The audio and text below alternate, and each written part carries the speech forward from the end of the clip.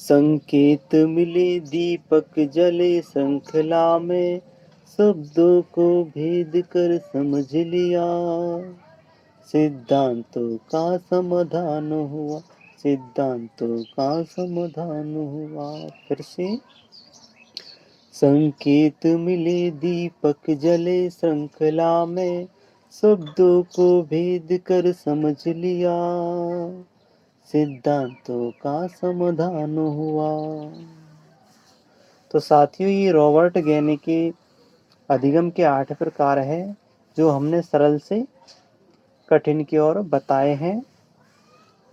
तो यहाँ जो सबसे सरल है सांकेतिक अधिगम, यह पावलाव ने दिया था, कुत्ते पर आधारित है। दूसरा है उद्दीपक अनुक्रिया अधिगम, यह स्किनर की बिल्ली कह दो या चूहा कह दो, इस पर आधारित है। और फिर जो अगला है श्रृंखला अधिगम, यह पेशीय या गामक अधिगम कहलाता है, यह करके सीखने पर आधारित है। और फिर जो चौथा या पांचवा कहते हैं जिसको शब्द साचर्य अधिगम, यानी इसमें कहानी और कविता सीखी जाती है। फिर अगला है विभेदात्मक अधिगम, जिसमें अंतर करके सीखते हैं। फिर अगला है संप्रत्यय अधिगम, जिसको तीसरा कहते हैं संप्रत्यय अधिगम, इसमें गुणों के आधार पर विशेष अर्थ निकालते हैं। और दूसरा है नियम या सिद्धांत का अधिगम, इसमें अधिगम हस्तांतरण करना सीख जाता है।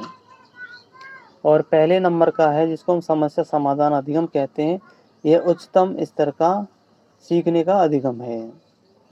तो रॉबर्ट गेनी की पुस्तक थी द कंडीशन ऑफ लर्निंग, इसमें श्रृंखला अधिगम में जो नीचे के 4 स्तर है सीखने के लिए, वो शिक्षकों की आवश्यकता नहीं होती। वो 4 स्तर है संकेत, उद्दीपक, श्रृंखला और शब्द साहचर्य।